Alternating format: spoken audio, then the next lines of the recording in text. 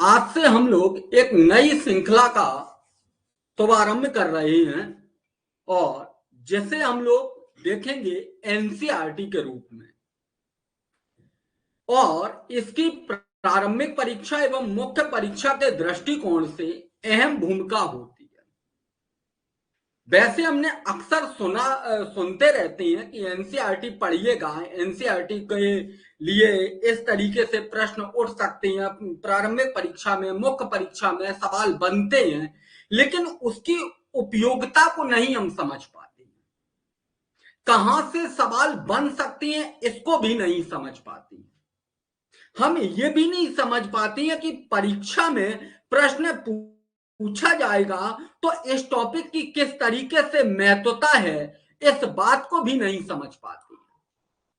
केवल और केवल हमारा ध्यान क्या रहता है कि एनसीईआरटी को अगर हम अध्ययन कर रहे हैं तो एनसीईआरटी को एज ए सब्जेक्ट के रूप में हम पढ़ते रहते हैं।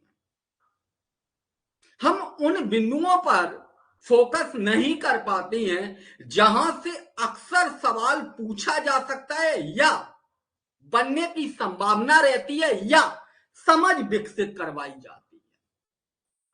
हम उन बिंदुओं को नजरअंदाज कर देते हैं। एज ए छात्र के दृष्टिकोण से अगर हम देखें तो हमारा एनसीईआरटी पढ़ते समय एक ही फोकस रहता है कि फैक्ट को कलेक्ट कर लिया जाए। हम क्या समझते हैं कि फैक्ट को कलेक्ट कर लिया जाए। एनसीईआरटी का मतलब फैक्ट नहीं होता है, हमें कॉन्सेप्ट को पकड़ना होगा। हमें चीजों को समझना होगा कि किस तरीके से अगर ये चीज है तो इसका क्या प्रभाव पड़ता है और इसका प्रभाव से किस तरीके का परिणाम निकल के आता है। एनसीईआरटी हमको ये समझाती है और एनसीईआरटी में बहुत ही सरल भाषा में चीजों को प्रस्तुत किया जाता है, यानी कि सिद्धांतों को और व्यवहार को प्रस्तुत किया जाता है।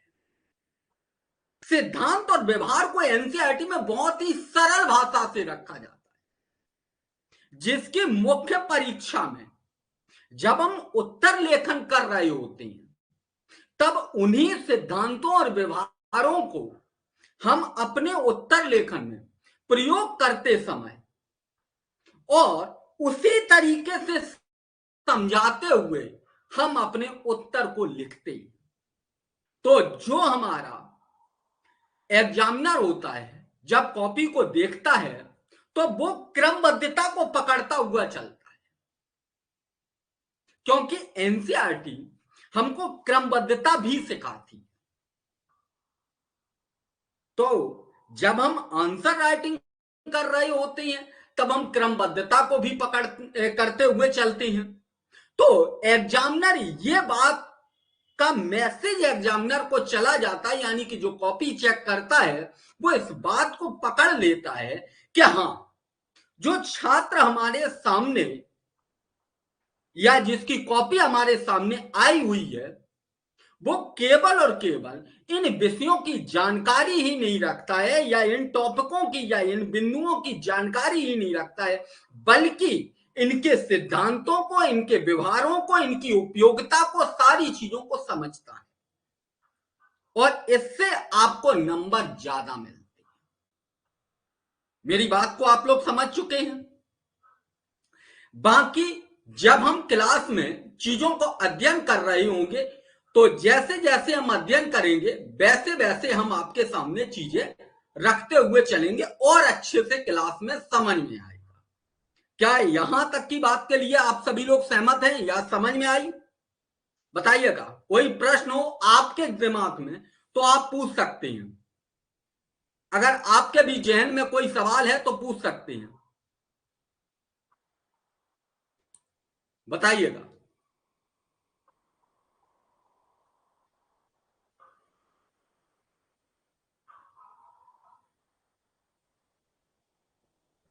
नहीं?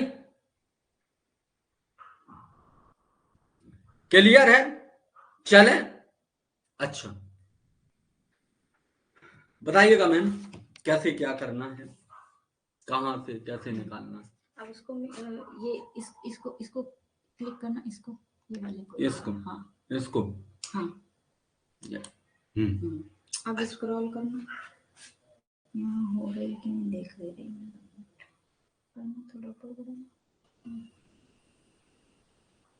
थोड़ा चलते हैं जरा। हाँ हो रही ठीक है, हो रही। अब आप कहाँ से पढ़ाना है आपको, अब आप अपना शुरू कर सकते हो।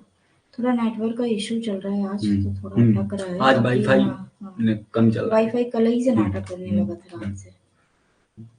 हो रहा है, देखिएगा। अपने फोन ले जाओ, रुको अभी 2 मिनट। देखिएगा, आज का जो हमारा टॉपिक है वो हमारा टॉपिक है भारतीय संविधान, यानी कि क्लास 8 की एनसीईआरटी को हम लोग अध्ययन करेंगे, जिसके अंतर्गत हम ये समझेंगे कि संविधान क्या है और संविधान की आवश्यकता हमें क्यों पड़ी और संविधान का निर्माण क्यों किया गया, संविधान में किस तरीके के सिद्धांत एवं व्यवहार दिए गए। बात समझ में आ रही है? तो जब हम संविधान का अध्ययन कर रहे हैं तो संविधान विषय के बारे में हमें कुछ चीजें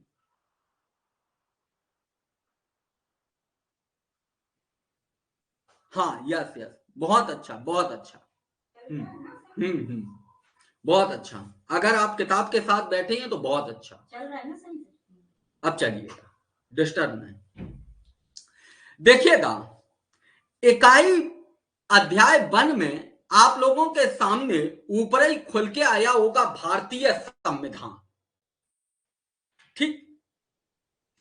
तो ये जो नीले कलर से आपके सामने इंटरफेस खुला होगा, इसमें आपको बताया क्या जा रहा है, ये आपको ये बताना, ये क्लास 8 की एनसीईआरटी है, क्लास 8 की हमने पीडीएफ डाली हुई है, ठीक है।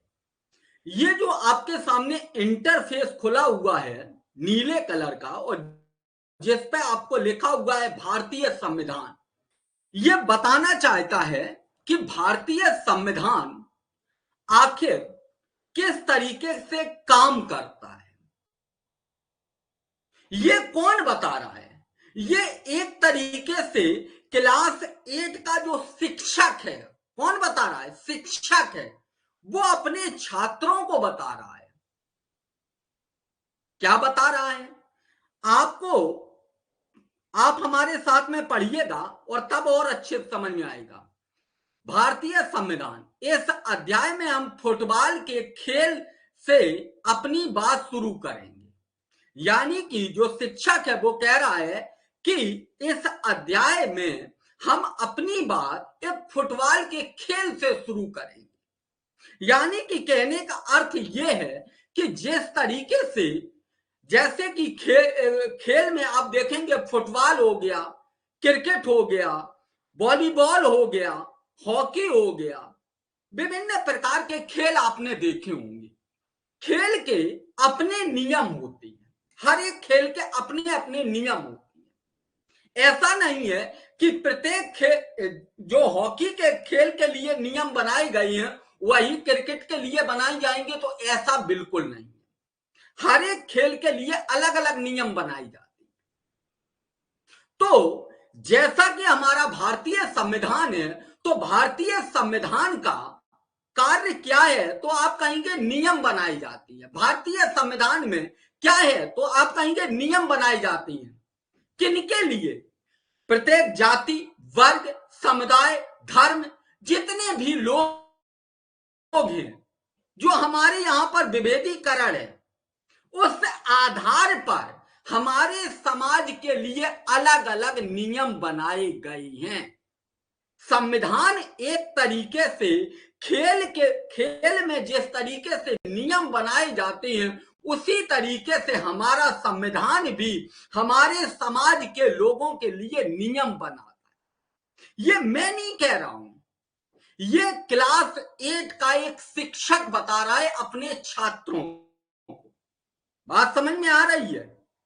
ये कौन कह रहा है? क्लास 8 का एक शिक्षक कह रहा है। ये छात्र के अंदर के सवाल नहीं है, ये शिक्षक के द्वारा बताया जा रहा है कि संविधान होता क्या है।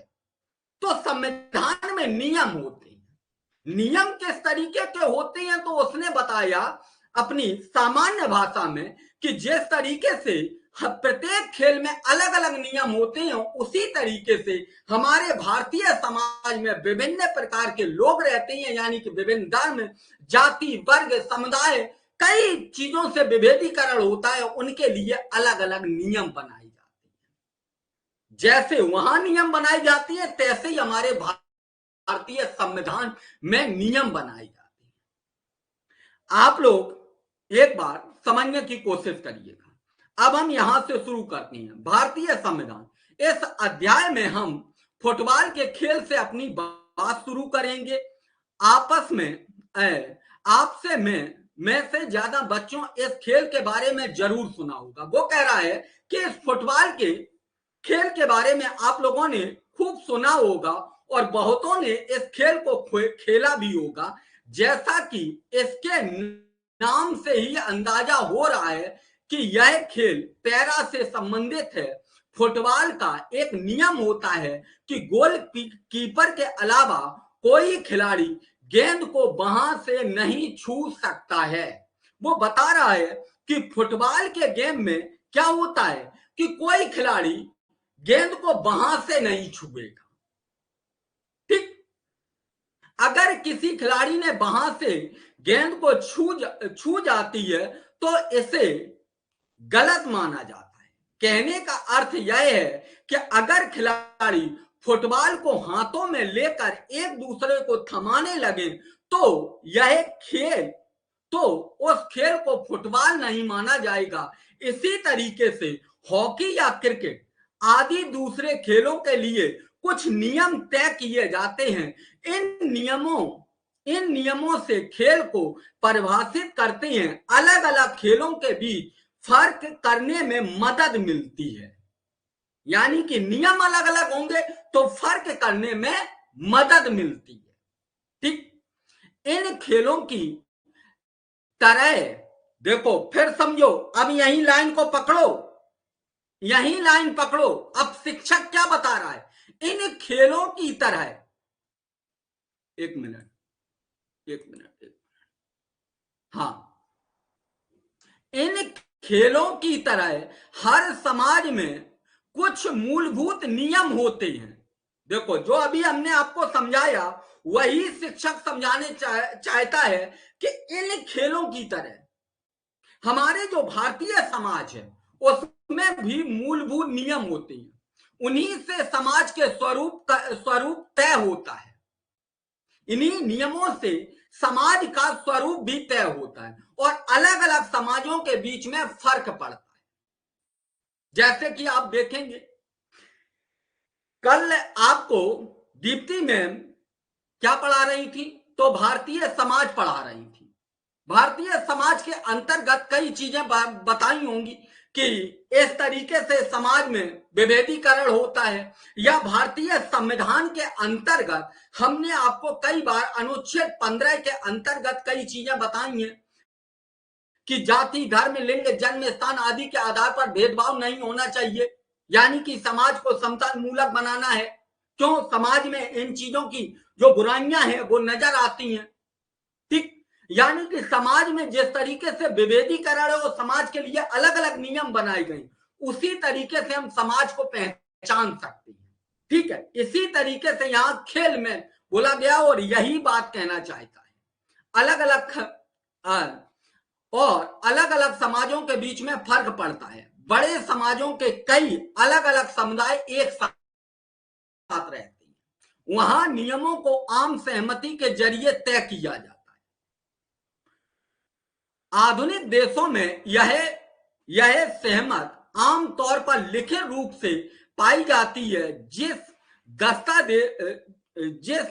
दस्तावेज में हमें ऐसे नियम मिलते हैं उसे संविधान कहा जाता है। कहने का अर्थ ये कह रहा है कि ये जो नियम बनाए गए हैं समाज को संरक्षित करने के लिए या समाज के उत्थान के लिए, तो जो जो देश हैं, जो आधुनिक देश का मतलब, आधुनिक देश का मतलब ये मान के चलिए जो लोकतांत्रिक देश है, उनमें क्या हुआ कि इन नियमों को लिख दिया गया है। क्या कर दिया गया है? लिख दिया गया है। और इसके माध्यम से इन नियमों को परिभाषित किया गया। उसे लिखे हुए नियमों को क्या कहा जाता है? तो संविधान कहा जाता है। ठीक, संविधान कहा जाता है। कहने का अर्थ यह है कि कोई आपसे एक लाइन में पूछे कि संविधान क्या है, तो आप कह सकते हैं कि संविधान में नियम होते हैं, और नियम किस लिए बनाए गए हैं? ताकि प्रत्येक समाज के वर्ग के, जाति के, धर्म के लोगों का उत्थान हो सके। इसलिए नियमों की आवश्यकता होती है। यह समाज में जो विभेदीकरण है, इसलिए नियमों की आवश्यकता होती है। और नियमों की आवश्यकताओं को अगर लिखित रूप से एक दस्तावेज में परो दिया जाए, उसी को संविधान कहते हैं। बात समझ में आई? यहां तक बताइएगा, आप सभी लोगों को बात समझ में आई? यहां तक कोई डाउट किसी को?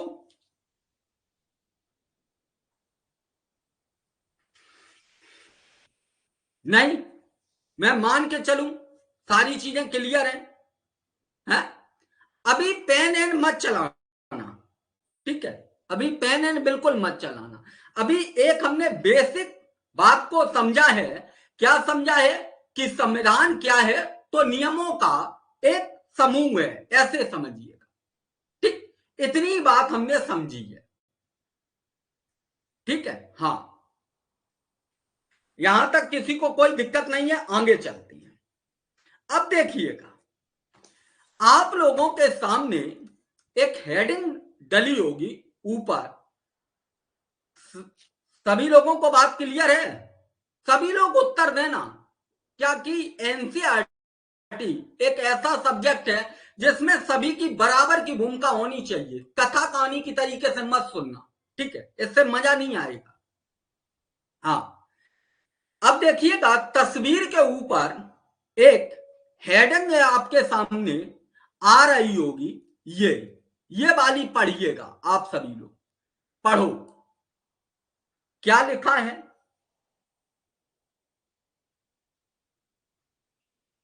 पढ़िएगा, क्या लिखा है? पढ़ लिया होगा मुझे लगता है। किसी देश को संविधान की जरूरत क्यों पड़ी? सवाल खड़ा किया जा रहा है कि किसी देश को संविधान की जरूरत क्यों पड़ी। इस क्यों पर गोला कर लीजिएगा, क्योंकि इसी के बारे में हमें बताया जाएगा। ठीक, तो ये क्यों पर गोला कर लीजिएगा ताकि आपको पता रहे कि हमारा क्वेश्चन क्या है। ठीक, एनसीईआरटी पढ़ने का भी हम तरीका समझते हुए चल रही है। तो आपको पहले तो हेडिंग समझना है कि लिखा क्या गया है। किसी भी देश को संविधान की जरूरत क्यों पड़ी, ये क्यों पर गोला कर लीजिएगा। अब आइएगा, क्या कह रहा है हमारा? हाँ, यस, हमारा प्रश्न एकदम स्पष्ट है कि किसी देश को संविधान की जरूरत क्यों पड़ी। चलिएगा, आज दुनिया के ज्यादातर देश के पास संविधान है। चलो, अब ये तो उसका उत्तर हो नहीं गया है। वो कह रहा है कि आज दुनिया के ज्यादातर देशों के पास में अपना संविधान है। ठीक है, अच्छी बात है, कोई दिक्कत की बात नहीं है। आमतौर पर सभी, इस लाइन को पकड़ो, क्या कह रहा है?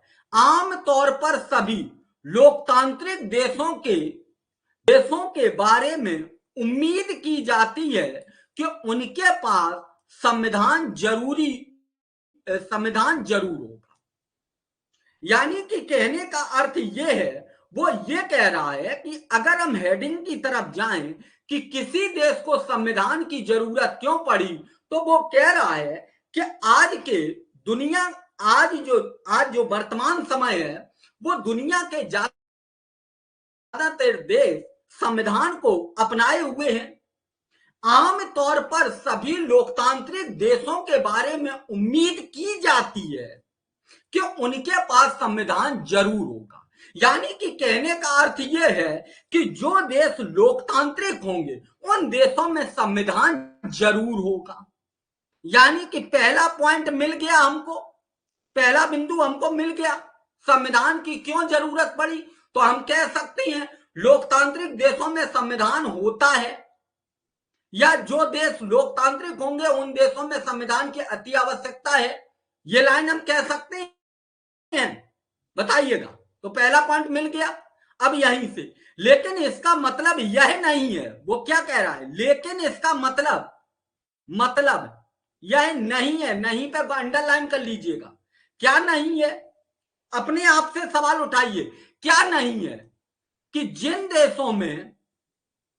देशों के पास में संविधान होता है वे सभी लोकतांत्रिक होते हैं। यानी कि दो बातें यहां स्पष्ट कर रहा है। पहली बात, जब हम हेडिंग की तरफ जाएंगे तब हम देखेंगे हेडिंग हमसे क्या पूछा गया, किसी देश को संविधान की जरूरत क्यों पड़ी, तो उसने कहा कि भाई आमतौर पर सभी लोकतांत्रिक देशों के बारे में उम्मीद की जाती है कि उनके पास में संविधान जरूर होना चाहिए। लेकिन इसका मतलब यह बिल्कुल नहीं है, क्या नहीं है, कि जिन देशों के पास में संविधान होगा वे सभी लोकतांत्रिक होंगे। यानी कि यहां से परीक्षा का सवाल मिल गया पीटी का। हाँ, यहां से पीटी का सवाल मिल गया और आपके मेंस का कॉन्सेप्ट क्लियर है। यहां पर गौर करने वाली बात है कि जो देश लोकतांत्रिक होगा उसी देश में संविधान होगा, जिन देशों में संविधान होगा वह देश लोकतांत्रिक बिल्कुल नहीं हो सकता है। जैसे कि आप देख सकते हैं, उदाहरण के तौर पे आप देखिएगा, कौन, ब्रिटेन में आप लोग पढ़ते हैं कि वहां पर लिखित संविधान को अपनाया गया है। लिखित संविधान का कहने का अर्थ क्या होता है, अभी आगे आपको पढ़ने को मिलेगा। लिखित संविधान कहने का अर्थ यह होता है कि वहां का संविधान लिखा तो गया है लेकिन परिस्थितियों के आधार पर, वहां की वर्तमान स्थितियों को ध्यान में रखते हुए लिख दिया गया है।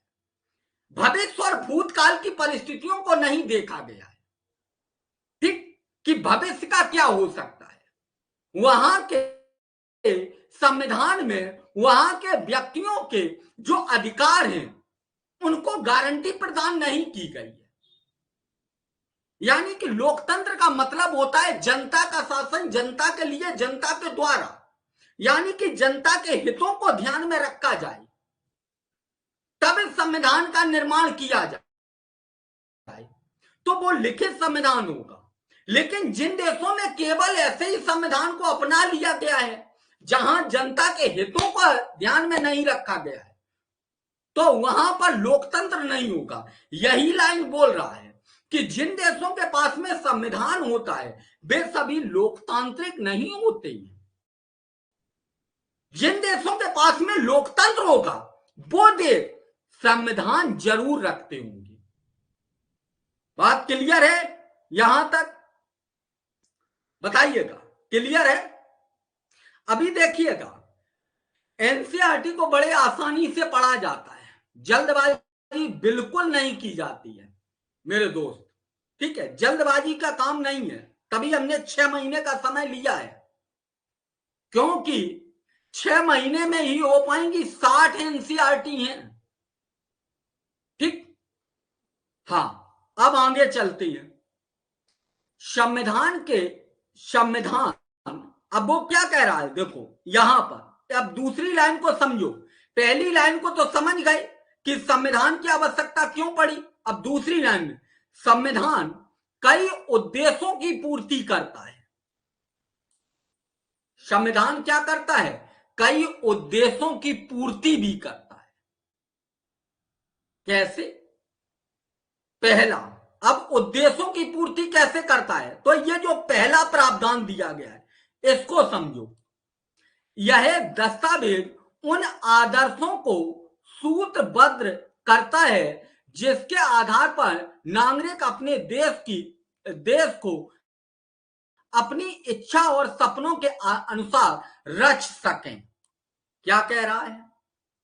यानी कि दूसरा इसने कहा है, दूसरी बात को समझो, क्या कहा है? उसने कहा कि संविधान कई उद्देश्यों की पूर्ति करता है, जैसे कि यह दस्तावेज उन आदर्शों को सूत्रबद्ध करता है, जो हमारे अंदर आदर्श हैं उनको एक तरीके से व्यवस्थित लगाता है, जिसके आधार पर नागरिक अपने देश को अपनी इच्छा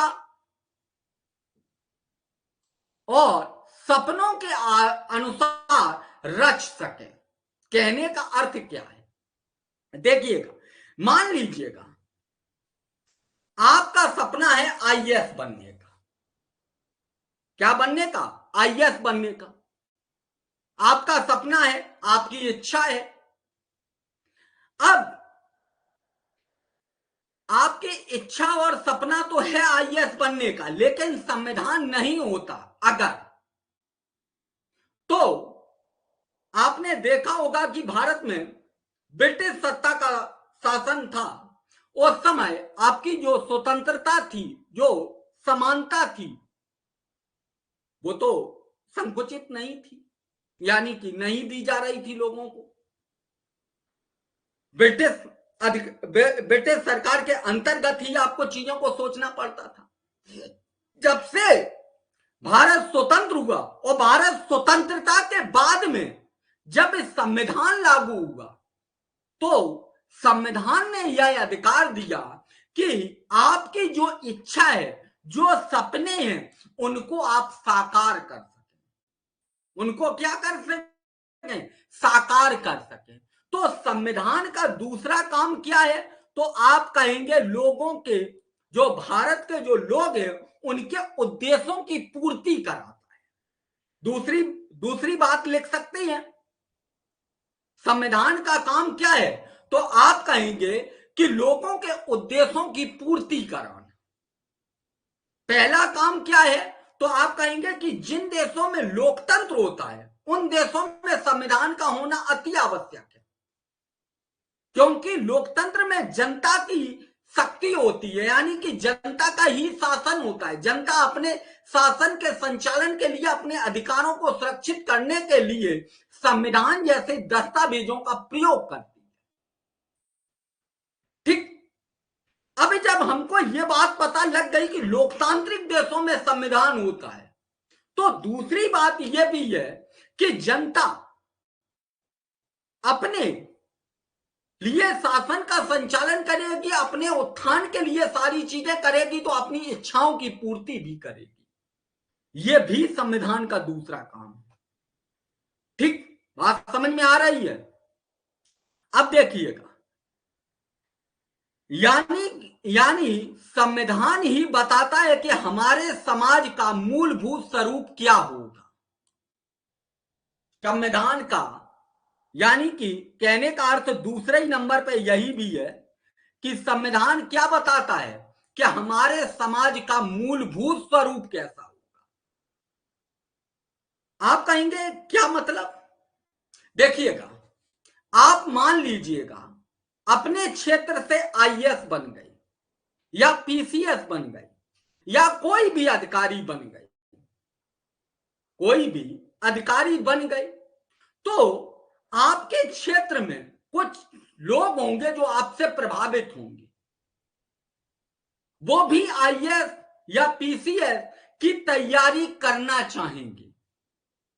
तो जो उनके उद्देश्य हैं, उनकी पूर्ति करने के लिए वो एकदम स्वतंत्र हैं।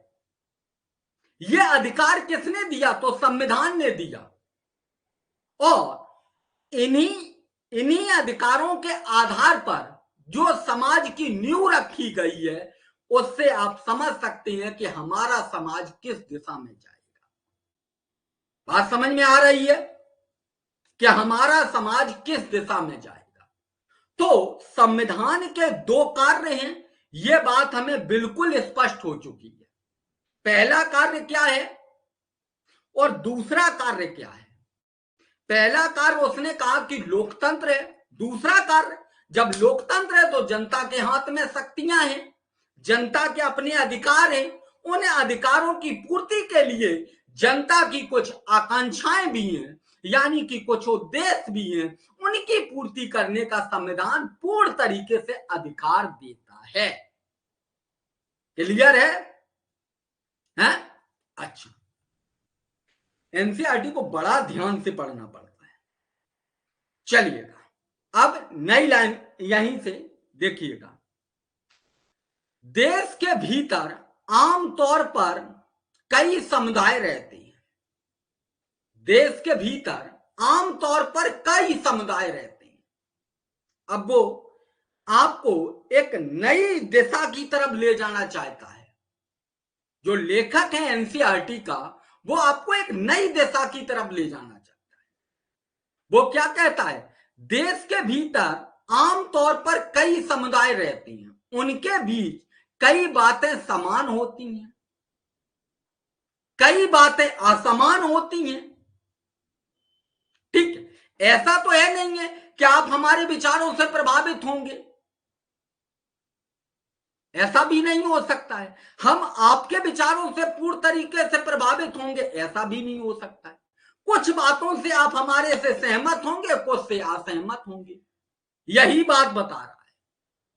अब जो असहमति और सहमति है हमारे और आपके बीच में, इसके बीच में कहीं टकराव ना हो जाए, क्योंकि वैचारिक मतभेद है। ठीक, इसके बीच में कहीं टकराव ना हो जाए, इसको बैलेंस कौन करता है? तो संविधान करता है। ये बात वो आगे कहना चाहता है।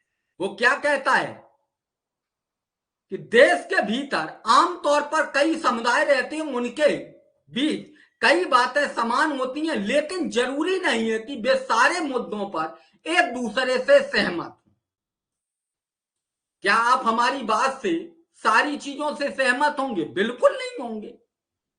ठीक है, संविधान नियमों का एक ऐसा समूह है जिसको एक देश के सभी लोग अपने देश के चलाने की पद्धति के रूप में अपना सकें। यानी कि हमारे और आपके बीच अगर विचारों का मतभेद है तो द्वंद्व पैदा हो सकता है, अराजकता आ सकती है। इसको बैलेंस करने के लिए कौन आएगा? तो संविधान आएगा। संविधान क्या करेगा? नियम बनाएगा कि आप इस दायरे में रहेंगे, आप इस दायरे में रहेंगे। संविधान का तीसरा अगर काम देखें तो संविधान का तीसरा काम होता है सीमांकन करना। क्या करता है? सीमांकन, यानी कि समाज के लोगों को बताता है कि आपके अधिकार क्या है और आपके अधिकार क्या है। दोनों के बीच में एक लाइन खींचता है, और जो लाइन खींची जाती है इसी को क्या बोला जाता है? नियम बोला जाता है। ठीक है, तो संविधान का तीसरा काम क्या है? आप कहेंगे सीमांकन करना। क्या करना? सीमांकन करना। ठीक, जिसमें क्या होता है, और सीमांकन दो स्तर पर होता है। एक समाज के बीच में होगा, समाज और समाज के लिए नियम बनाए जाएंगे। दूसरे समाज और सरकार के लिए नियम बनाए जाएंगे, क्योंकि सरकार के पास में शक्तियों का कहीं अधिक प्रयोग ना करके व्यक्ति के अधिकारों का हनन ना करने, इससे लिए भी नियम कानून बनाई जाती है। तो नियम कानून दो स्तर पर बनाई जाती है, एक हमारे और आपके बीच के लिए और दूसरे हमारे और सरकार के बीच के। तो तीन बातें स्पष्ट हो चुकी हैं यहां पर कि संविधान का तीसरा काम क्या है। तो आप कहेंगे संविधान नियमों का एक ऐसा समूह होता है जिसको एक देश के सभी लोग अपने देश को चलाने के रूप में अपना सकें। जो नियम बना दिए गए हैं सभी लोग मानने के लिए बाध्य होंगे,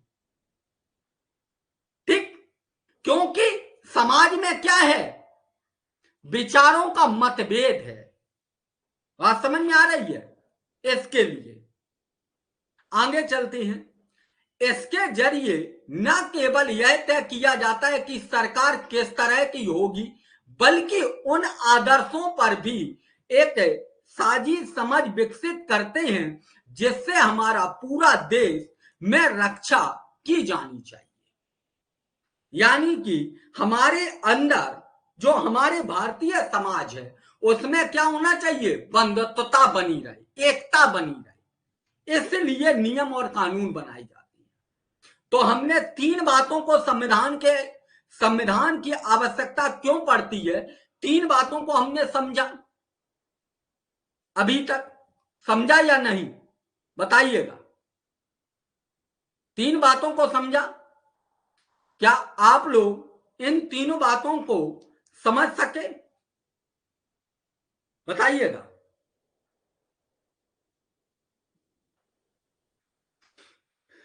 यहां तक किसी को कोई समस्या नहीं?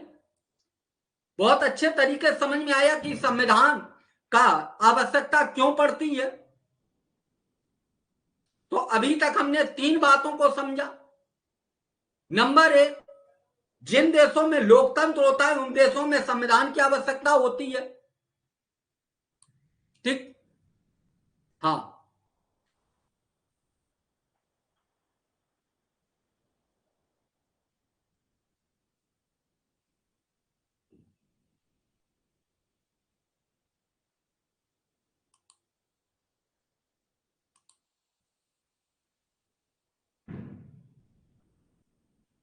चलिएगा।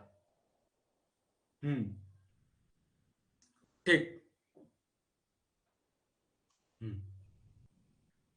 चलिएगा।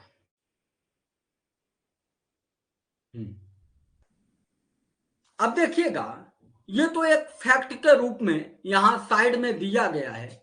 इसको अगर आप लोग पढ़ना चाहती हैं तो पढ़ सकती हैं, अन्यथा हम अभी अपने मुद्दे पे ही रहें, फिर इसके बाद में हम पढ़ लेंगे, ठीक। इसके बाद में पढ़ लेंगे। ये जो साइड में चीजें दी गई हैं इनको हम बाद में पढ़ेंगे। अभी केवल हम अपने मुद्दे पर आए हैं कि संविधान की आवश्यकता क्यों पड़ी, ठीक। तो 3 बातों को अभी तक हम लोग समझ चुके हैं। आइएगा अब हम देखते हैं आगे क्या लिखा है इसी में। इन बातों का क्या मतलब है, इन बातों का क्या मतलब है समझने के लिए 2 बिल्कुल अगर अलग अलग परिस्थितियों पर गौर करें। कौन सी? दोनों घटनाएं भारत की उत्तरीय सीमा, अरे सॉरी, ये नेपाल की बात कर रहा है, ठीक है, नेपाल की। इसको भी एक बार देख लेते हैं सरसरी नजर में, इसको इधर वाले को। नेपाल में लोकतंत्र के लिए कई संघर्ष हो चुके हैं। 1990 में हुए संघर्ष के बाद लोकतंत्र की स्थापना हुई।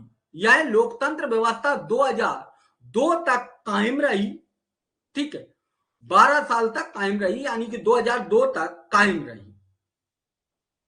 अक्टूबर 2002 में राजेंद्र ज्ञानेंद्र ने गांव में माओवादी संगठन के बढ़ते प्रभाव का बहाना बनाकर सेना की मदद से सरकार के विभिन्न कामों को अपने कब्जे में लेना शुरू कर दिया और फरवरी 2005 में राजा ने शासन की बागडोर पूरी तरीके से अपने हाथ में ले ली।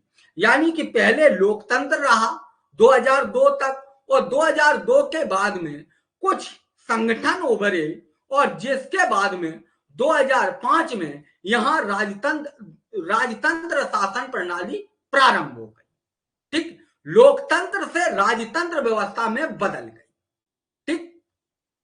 बात समझ में आ रही है? हाँ, अब देखिएगा, राजनीतिक दलों के साथ एक 12 सूत्रीय समझौते पर दस्तखत किए गए। इन समझौते में आम लोगों को लोकतंत्र और आम चैन बहाल होने की उम्मीद दिखाई दे रही थी।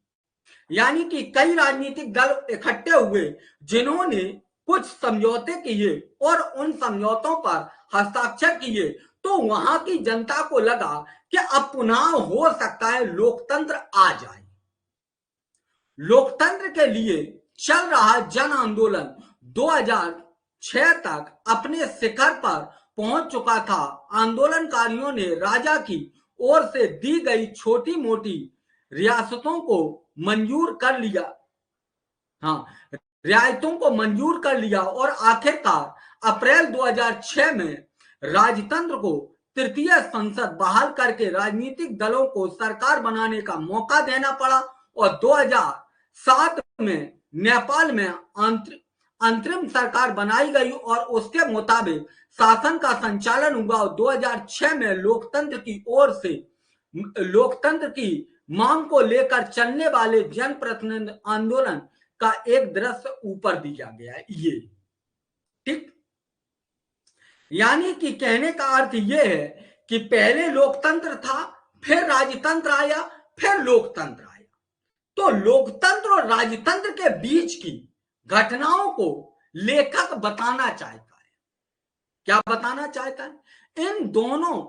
इन बातों का क्या मतलब है, यह समझने के लिए आइएगा दो बिल्कुल अलग अलग परिस्थितियों पर गौर करें। दोनों घटनाएं भारत की उत्तरीय सीमा पर स्थित नेपाल में ताजा इतिहास की घटनाएं हैं। ठीक, समाचार पत्रों के माध्यम से ऊपर दी गई खबर में बताया गया है कि नेपाल के लोगों ने हाल ही में एक अंतरिम सरकार को मंजूरी दी थी। ठीक है, यानी कि अंतरिम सरकार का हाल ही में गठन किया गया था। सवाल यह उठता है कि जब नेपाल में पहले ही संविधान था तो उसे नए संविधान की जरूरत क्यों पड़ी? ये लाइन अंडरलाइन करो आपके पास में अगर है, क्योंकि यही सवाल उठाया जा रहा है और आपके दिमाग में भी उठ रहा होगा कि पहले भाई जब लोकतंत्र था तो वहां राजतंत्र क्यों अपनाया गया और फिर वहां लोकतंत्र की क्यों जरूरत पड़ी? ठीक, हाँ, पहले तो आपने देखा ही है कि नेपाल में पहले ही लोकतंत्र था, लोकतंत्र के बाद में राजतंत्र आया और राजतंत्र के बाद में लोकतंत्र की मांग होने लगी। तो आखिर क्यों? हाँ, इसका कारण यह है कि कुछ समय पहले तक नेपाल एक राजतंत्र था, वहां राजा का शासन था। 1990 में बना नेपाल का पहला संविधान इस सिद्धांत पर आधारित था कि शासन की सर्वोच्च सत्ता राजा के पास रहेगी। बात को समझिएगा। हाँ, बिल्कुल बिल्कुल, कथन कारण में ऐसे ही सवाल बनेंगे। अभी जब हम पूरा एक बार पढ़ लेंगे तब हम एनालिसिस भी करेंगे। ठीक है, तब आपको पूरा एनालिसिस करेंगे टॉपिक कि कैसे कैसे क्या क्या चीजें हैं। अभी तो पकड़ो, ठीक है, चीजों को। क्या कह रहा है कि 1990 तक नेपाल का पिछला संविधान इस सिद्धांत पर आधारित था कि शासन की सर्वोच्च सत्ता राजा के पास रहेगी। जो नेपाल का पिछला संविधान था वो किस बात की हिदायत देता था कि शासन की सर्वोच्च सत्ता राजा के पास रहेगी। संविधान तो था लेकिन वहां राजतंत्र शासन व्यवस्था थी। पहली बात पकड़ो, क्या कह रहा है? वहां राजतंत्र तो था लेकिन वहां व्यवस्था कैसी थी? तो आप कहेंगे कि राजतंत्र व्यवस्था थी। यहां तक एक बात समझ में आई? अब देखिएगा, नेपाल के लोग कई दशक से लोकतंत्र की स्थापना के लिए जन आंदोलन करते चले आ रहे थे। इसी संघर्ष के फलस्वरूप 2006 में आखिरकार उन्होंने राजा की सत्ता को खत्म करने की कामयाबी मिल गई। अब नेपाल में लोकतंत्र के रास्ते पर चलना चाहते हैं और इसके लिए एक नया संविधान चाहिए। हाँ, यस। पहले नेपाल में संविधान तो था लेकिन लोकतंत्र नहीं था। अब जब लोकतंत्र आ गया तो नए तरीके से संविधान का निर्माण किया गया। आप कहेंगे क्यों? लोकतंत्र ही तो आया, उसी संविधान को बनाए रखते। देखिएगा, लोकतंत्र जो है जिन देशों में होता है, अभी हमने पीछे क्या पढ़ा, एनसीईआरटी को एक बार आप पलटिएगा, अगर आपके पास में हो, 3 बिंदु हमने आपको लिखाए थे या 3 बिंदु समझाए थे, उनको आप पढ़िएगा। एक बार आपके सामने खुला है, यहां से लेकर यहां तक पढ़िएगा पूरी। एक बार पढ़ो, हम ये पूरा मैट दे रहे हैं, एक बार पढ़िएगा, पूरा पढ़ो एक बार। कि देखो, जब तक पार्टी सपोर्ट नहीं करोगे तब तक मजा नहीं आएगा। पढ़ो एक बार, पूरा पढ़िएगा, यहां से लेके यहां तक, शुरू से लेके एंड तक। सतपाल जी, जितने भी लोग हैं सभी लोग यहां से लेके यहां तक पढ़ो, 3 चीजें बताइएगा, 3 बातें जो हमने रखी थी। और जिन लोगों ने पढ़ लिया वो लोग एक बार कमेंट करके बताइए कि हाँ हमारा हो गया। पढ़िएगा एक बार पूरा।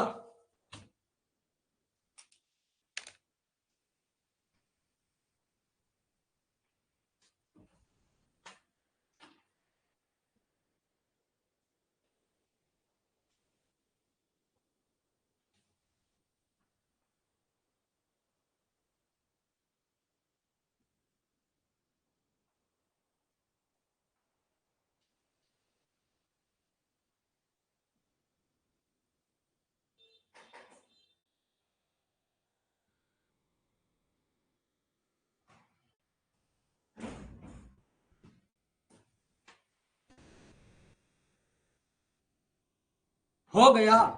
किन किन का हुआ? सभी का हो गया? बताओ, यहां तक हो गया? पढ़ लिया?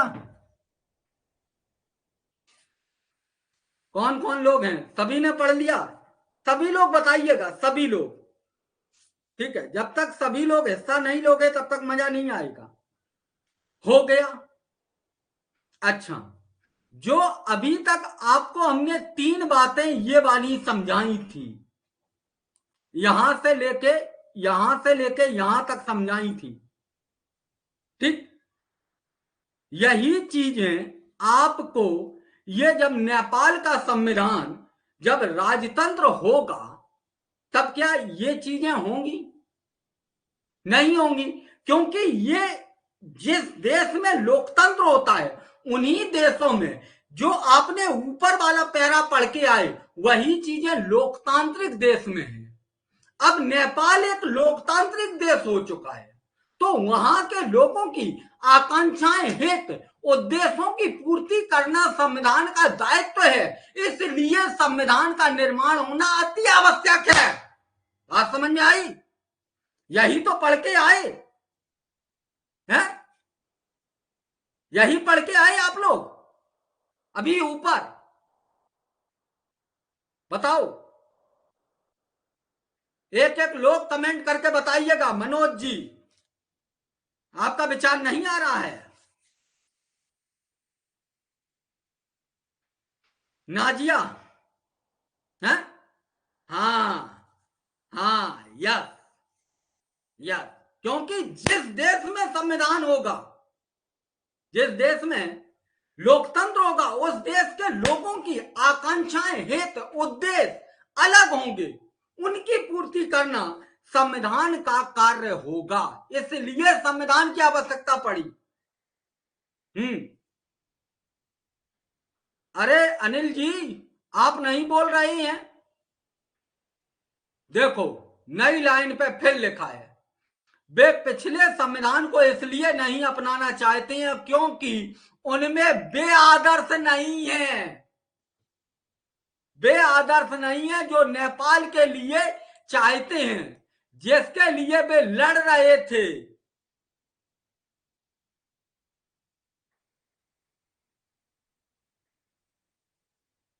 ये लाइन पकड़ो, ये लाइन पकड़ो। तो नेपाल में संविधान की आवश्यकता क्यों पड़ी जब लोकतंत्र हो गया? तो आप कहेंगे वे आदर्श नेपाल के संविधान में नहीं थे जो वहां की जनता चाहती थी, जिसके लिए संघर्ष कर रही थी, इसलिए संविधान की अति आवश्यकता पड़ी, यानी कि दूसरे संविधान का निर्माण किया गया। बात समझ में आई? संविधान क्या है ये बात समझे। संविधान की एक लोकतंत्र देश में संविधान की आवश्यकता कैसी होती है, एक राजतंत्र देश में संविधान की आवश्यकता कैसी होती है, इस बात को भी पकड़े होंगे। बात पकड़े हैं? बताइएगा। हाँ, ये बात पकड़ पाई या नहीं? आपका इंटरेस्ट नहीं आ रहा है? हम्म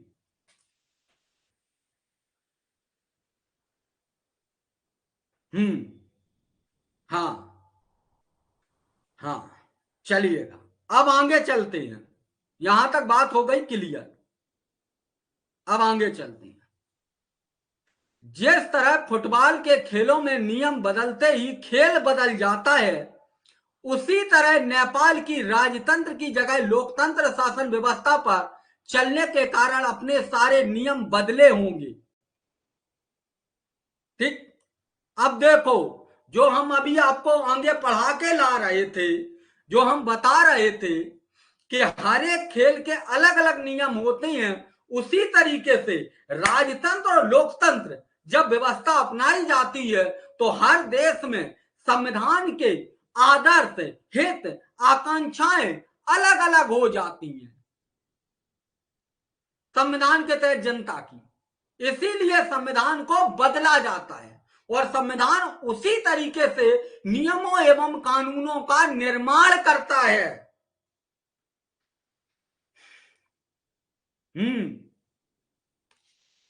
यस यस, ठीक है, ताकि नए समाज की रचना की जा सके। यही कारण था नेपाल के लोगों ने अपने देश के लिए नया संविधान बना रहे थे। ऊपर दिए गए क्षेत्र के अंत से लोकतंत्र का संघर्ष बताया गया। ठीक, तो अगर हम संविधान क्यों आवश्यकता है इसके अंतर्गत देखें चल के, तो देश की राजनीतिक व्यवस्था को तय करता है। नेपाल के पुराने संविधान में कहा गया था कि देश की शासन की बागडोर राजा और मंत्री परिषद के हाथ में रहेगी। जिस देश में लोकतंत्र शासन व्यवस्था शासन पद्धति या राज व्यवस्था चुनी है, वहां निर्णय प्रक्रिया नियम तय करने में संविधान की अहम भूमिका होती है। जिस देश में क्या होगा, तो आप कहेंगे कि जिस देश में लोकतंत्र व्यवस्था होगी, उस देश में निर्णय लेने की शक्ति किसके पास में होगी, तो आप कहेंगे संविधान के पास में होती है। किसके पास में होती है? संविधान के पास में होती है।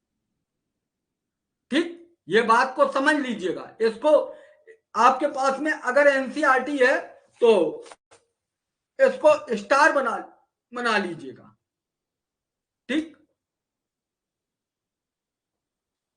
एक बार इस चैप्टर को ऐसे पढ़ेंगे, फिर एक बार हम बोर्ड पर एनालिसिस कर देंगे फटाफट। ठीक है, बोर्ड पर भी आप लोगों के एकदम सामान्य से सामान्य चीजें एकदम बैठाल देंगे दिमाग में। ठीक है, आप लोग निश्चिंत रहिएगा। तो यहां तक किसी को कोई समस्या?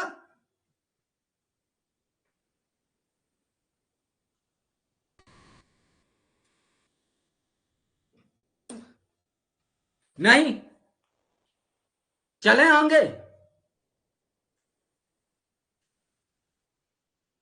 हम्म हम्म। एनसीईआरटी बहुत ध्यान से पढ़ी जाती है, बहुत समझते हुए चली जाती है। हाँ। ऐसे नहीं होती है। आगे देखिएगा, आगे। अब यहां पर नई बात, लोकतंत्र में हम अपने नेता खुद चुनते हैं। अब यह नई बात कह रहा है। लोकतंत्र का मतलब क्या है? अपने नेता को हम खुद चुनते हैं। अपने नेता को खुद चुनते हैं ताकि हमारी ओर से वे सत्ता की जिम्मेदारी के साथ इस्तेमाल कर सके, ताकि हमारी ओर से वे सत्ता की जिम्मेदारी के साथ इस्तेमाल कर सके। हम अपने नेता को, लोकतंत्र में क्या है, अब ये दूसरा पॉइंट बता रहा है लोकतंत्र का। ठीक है, दूसरा पॉइंट, जिन देशों में लोकतंत्र होता,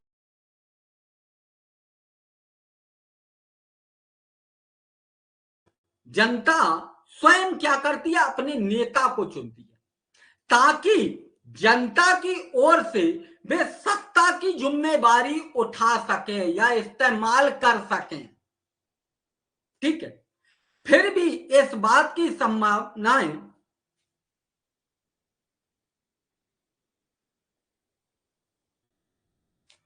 फिर भी इस बात की संभावनाएं बनी रहती हैं कि ये नेता सत्ता का दुरुपयोग कर सकते हैं। हमने नेता को तो चुन के भेजा है, लेकिन फिर भी संभावनाएं कहीं ना कहीं बनी रहती हैं कि कहीं सत्ता का दुरुपयोग तो नहीं कर देंगे। इस तरह की विकृतियों से बचाव का उपाय संविधान में दिया गया है। इस तरह की जो संभावनाएं होती हैं, इनका बचाव कहां मिलता है? तो आप कहेंगे संविधान में। तो जिन देशों में लोकतंत्र होता है, उन देशों में संविधान की भूमिका क्यों जरूरी होती है, यह बात भी आपको समझ में आ गई होगी। आ गई या नहीं, बताओ। आप कहेंगे कि लोकतंत्र में जनता स्वयं अपने नेता को चुनती है और जनता अपनी सत्ता की जिम्मेदारी नेता को सौंप देती है। अब जो नेता है वो कहीं ऐसा ना हो कि इस सत्ता का दुरुपयोग ना करने लगे, इसलिए इन सारी चीजों से बचने के लिए संविधान की अति आवश्यकता होती है। ठीक? अच्छा, नई बात, राजनेता द्वारा सत्ता के इस दुरुपयोग से लोगों के साथ भारी अन्याय हो सकता है। राजनेताओं के द्वारा सत्ता के इस दुरुपयोग से लोगों के साथ भारी अन्याय हो सकता है। अगर सत्ता का यह दुरुपयोग करेंगे तो जो लोग हैं उनका भारी क्या हो सकता है? उनके साथ अन्याय हो सकता है या दुरुपयोग हो सकता है उनका। कैसे? इसने एक चित्र के माध्यम से समझाया है। इस चित्र को, इसको समझिएगा। यह जो पूरा चित्र कथा दी गई है, इसको पढ़ना होगा, तभी आप समझ पाएंगे कि कैसे एक राजनेता आपकी सत्ता का दुरुपयोग कर सकता है। पढ़िएगा। सुरेश अपनी कक्षा में मॉनिटर है। सुरेश नाम का एक लड़का है, वो अपनी कक्षा में मॉनिटर है। वह दमंग किस्म का लड़का है, यानी कि एकदम उस टाइप का है कि वो किसी की नहीं सुनता है, जो मर्जी आए वो करेगा, किसी को उठाया किसी को पीट दिया। ठीक? उसके सहपाठी भी उसे पसंद नहीं करती हैं। क्लास टीचर श्रीमती राव अचानक किसी काम से बाहर जाना चाहती थी। जो क्लास टीचर थी वो किसी काम से अचानक बाहर जाना चाहती थी।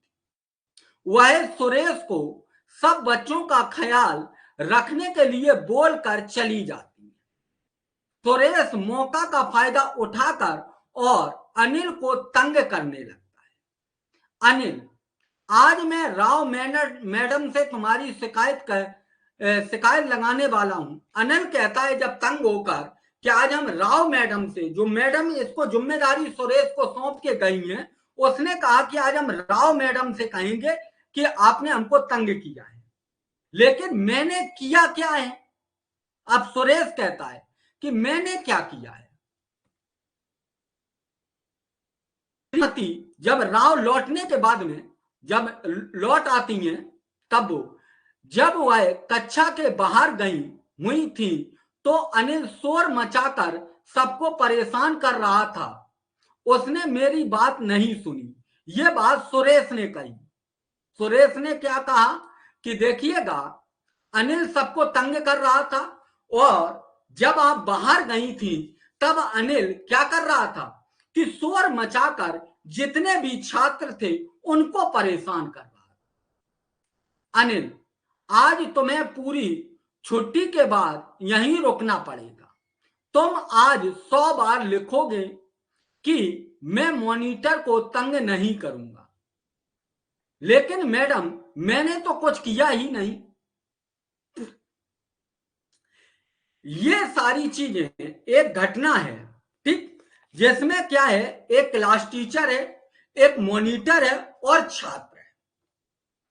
क्लास टीचर को मतलब समझिएगा एक तरीके से राष्ट्रपति। क्या है? राष्ट्रपति। राष्ट्रपति कुछ देर के लिए बाहर चला गया, मान लीजिए देश के बाहर चला गया, उसने अपनी सारी शक्तियां किसको सौंप दी? तो आप कहेंगे प्रधानमंत्री को सौंप दी। अब प्रधानमंत्री को जब शक्तियां सौंप दी तो कुछ लोग जो थे वो तंग कर रहे थे। तो जब राष्ट्रपति लौटकर आया तो उसने बताया कि भाई ऐसी ऐसी चीज थी। अपने राष्ट्रपति जी को प्रधानमंत्री ने कहा कि राष्ट्रपति ने कहा, जो शोर मचा रहा था, कि ऐसा है कि आज आप यहीं रुकेंगे और आप क्या करेंगे, 100 बार इस बात को लिखेंगे कि आज के बाद में हम नहीं करेंगे। तो उसने कहा कि मैडम मैंने तो कुछ किया ही नहीं। अब कहने का अर्थ यह है कि इस बात का सबूत किसके पास है कि सुरेश सही बोल रहा था या अनिल सही बोल रहा था। अभी आपने पीछे पढ़ा है यही बात। चलो, जो उदाहरण हमने अभी राष्ट्रपति उपराष्ट्रपति का दिया था वो छोड़ दो। आप देखो कि आपने, एक मिनट के लिए, आपने अपने यहां से जो लोग हैं, जो नेता हैं, उनको चुनकर भेज दिया। अब वो आपकी शक्तियों का दुरुपयोग करने लगे जाके, सत्ता का वहां दुरुपयोग करने लगे जाके, आपकी बात ही नहीं रख रही है, ठीक है। तो और जब आपने सवाल किया तो उन्होंने कहा हमने ऐसा तो कुछ किया ही नहीं है। तो इस बात को बताएगा कौन कि सत्ता का दुरुपयोग किया गया या नहीं किया गया है, ठीक। तो इस बात का कौन बताएगा? संविधान ही बताएगा। बात समझ में आ रही है? ये जो इतना आपने देखा होगा कि ये जो घटना है, इसमें जो अनिल जो है उसने जो शोर मचाया है, अपने मॉनिटर को जो उसने क्या किया है, तो परेशान किया है, इस बात का सबूत कहां है? सबूत तो वैसे तो है नहीं है। अगर लिखा हुआ है कि इन आधारों पर आप काम करेंगे, यानी कि नियम बना दिए गए हैं कि इसी के अंतर्गत आप रहकर कार्य करेंगे, तो अगर उन नियमों के बाहर गया है तो उसने अगर नियमों का उल्लंघन किया तो संविधान का उल्लंघन, ठीक। इसीलिए लोकतांत्रिक देशों में क्या होना चाहिए? संविधान का होना अति आवश्यक है। यह कहानी यही बताना चाहिए। देखिएगा, पढ़िएगा क्या कह रहा है। लोकतांत्रिक समाजों में प्रायः संविधान ऐसे नियम तय करता है जिसके द्वारा राजनेताओं के हाथों सत्ता के इस दुरुपयोग को रोका जा सके। बात समझ में आई? जिस तरीके से अभी जो अनिल ने क्या किया था, सत्ता का दुरुपयोग कर दिया था, उसके लिए कोई नियम नहीं बनाए गए थे। अगर यहां लोकतांत्रिक देशों में जो आप अपने प्रतिनिधि को चुनकर भेजते हैं और वो उनके लिए एक नियम बना दिए जाए कि इन्हीं नियमों के रहते हुए आप शासन का संचालन करेंगे, तो वो सत्ता का दुरुपयोग नहीं करेंगे। ठीक है, भारतीय संविधान में ऐसे बहुत सारे कानून मौलिक अधिकार वाले खंड में दिए गए हैं। ठीक है, अब ये कक्षा 7 का था, इसको छोड़ दीजिएगा, दिए गए हैं। भारतीय संविधान के देश में सभी व्यक्तियों को समानता का अधिकार देता है। हमारा संविधान कहता है कि धर्म, नस्ल, जाति, लिंग और जन्म स्थान के आधार पर देश के किसी भी नागरिकों के साथ भेदभाव नहीं किया जाए। हम लोग पढ़ते ही हैं, अनुच्छेद 15 और 17 इस बात की हिदायत देता है कि जाति, धर्म, लिंग, जन्म स्थान आदि के आधार पर भेदभाव नहीं किया जाएगा। इस प्रकार समानता का अधिकार भारतीय संविधान में एक मौलिक अधिकार है। लोकतंत्र में संविधान का एक महत्वपूर्ण काम यह भी होता है कि कोई भी ताकतवर समूह किसी दूसरे समूह को कम ताकतवर समूह या लोगों के खिलाफ अपनी ताकत का इस्तेमाल ना करे।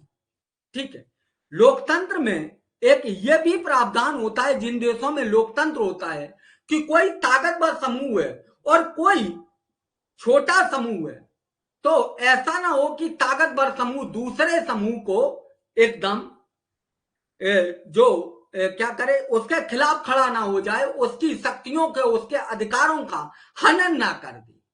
यह भी संविधान का एक वो होता है। यस, हाँ, सुरेश के साथ में यही दुरुपयोग किया गया है। यस, यहां नीचे दिए गए चित्रकथा के में कक्षा के भीतर एक घटना के आधार पर इन बातों को समझाया गया है। चलिएगा देखते हैं क्या है। खेलों की घंटी शुरू होने वाली थी। चलो आज कुछ अलग खेलते हैं, बास्केट और बॉल। नहीं, हम तो क्रिकेट ही खेलेंगे। शिक्षक इस विवाद को हल करने के लिए दोनों पक्षों को हाथ उठाकर अपनी राय बताने के लिए कहते हैं। हाँ, हम जीत जाएंगे क्योंकि इनका समूह ज्यादा है। यह तो होना ही था, लड़कों की संख्या कक्षा में ज्यादा है। हमें सदा वही करना पड़ता है जो लड़के चाहते हैं, क्योंकि उनकी कक्षा में संख्या अधिक है।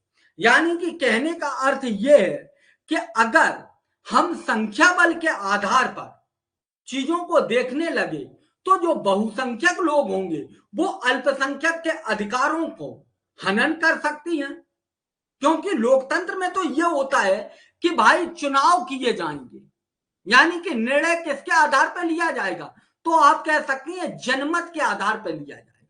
लेकिन लोकतंत्र में आपको यह समझाना चाहता है इस चित्र कथा के माध्यम से कि जनमत के आधार पर लोकतंत्र में निर्णय नहीं लिया जाता है, बल्कि बहुसंख्यक एवं अल्पसंख्यक दोनों के हितों को ध्यान में रखकर निर्णय लिया जाता है। बात को समझ में आ रहा है? लोकतंत्र का मतलब ये बिल्कुल मत समझना कि निर्णय जनमत के आधार पर होगा। नहीं, यहां पर क्या होगा, जनता के हितों एवं आकांक्षाओं को ध्यान में रखते हुए निर्णय लिया जाए। यानी कि जो बहुसंख्यक है और अल्पसंख्यक दोनों के हितों को ध्यान में रखते हुए निर्णय लिया जाएगा। बात समझ में आई?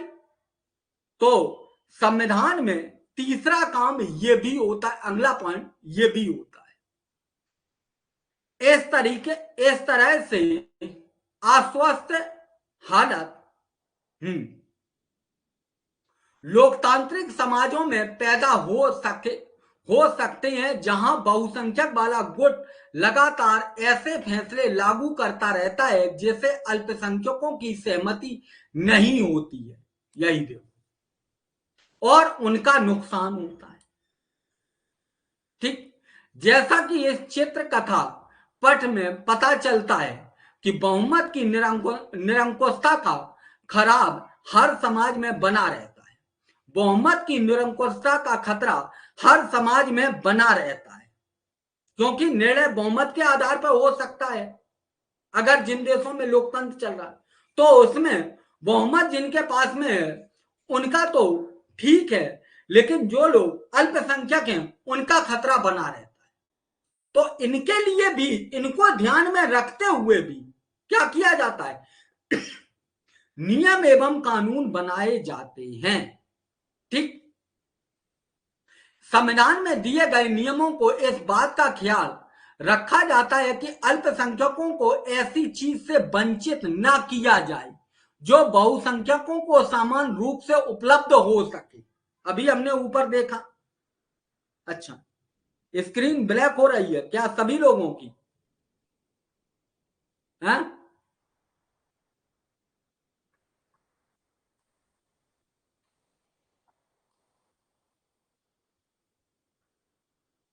क्या सभी लोगों की?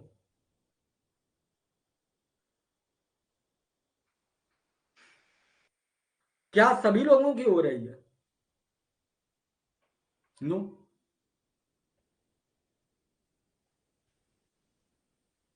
अब नहीं हो रही। ओके, थोड़ी देर और देख लीजिएगा, फिर इसके बाद में, आज क्या है वाईफाई नहीं चल रहा है, इसलिए मोबाइल के डाटा से ले रही है, इसलिए ना थोड़ी दिक्कत आ रही होगी। निरंकुशता का खतरा बना रहता है। संविधान में दिए गए नियमों से इस बात का ख्याल रखा जाता है कि अल्पसंख्यकों को किसी ऐसी चीज से वंचित ना किया जाए जो बहुसंख्यक को सामान्य रूप से उपलब्ध हो सके। अल्पसंख्यक पर बहुसंख्यकों की इस निरंकुशता या दबदबे पर प्रतिबंध लगाना भी संविधान का एक महत्वपूर्ण काम है। ठीक है, संविधान का क्या काम है? तो आप कहेंगे जो अल्पसंख्यक के द्वारा, जो बहुसंख्यकों के द्वारा जो निरंकुशता और जो दबदबापन लगाया जाता है, जो कर सकते हैं, उसको भी रोकता है संविधान। ठीक है, यह दबदबा एक समुदाय द्वारा दूसरे समुदाय के ऊपर हो सकता है, जैसे कि अंतर सामुदायिक वर्चस्व कहते हैं, बस एक सेकंड, या फिर एक ही समुदाय के भीतर कई लोग दूसरे को दबा सकते हैं, जिसे अंतः सामुदायिक वर्चस्व कहते हैं। ठीक, यानी कि एक अंदर समुदाय होता है, एक अंतर समुदाय होता है, जो एक समुदाय से दूसरे समुदाय के ऊपर में वर्चस्व बनाया जाता है। एक अंतः समुदाय होता है, एक ही समुदाय के अंतर्गत कई लोग एक दूसरे के ऊपर वर्चस्व बना सकते हैं। इसको भी रोकने का संविधान काम करता है। बात समझ में आई है? यहां तक बात समझ में आई?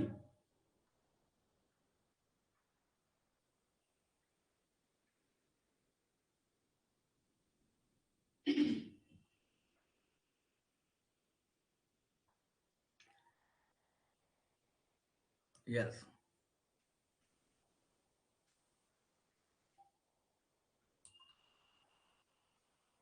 इसके आगे की क्लास ये वाली हम लोग कल करेंगे। क्या यहां तक सारी चीजें क्लियर हैं? किसी को कोई समस्या है? क्लास अच्छी लगी?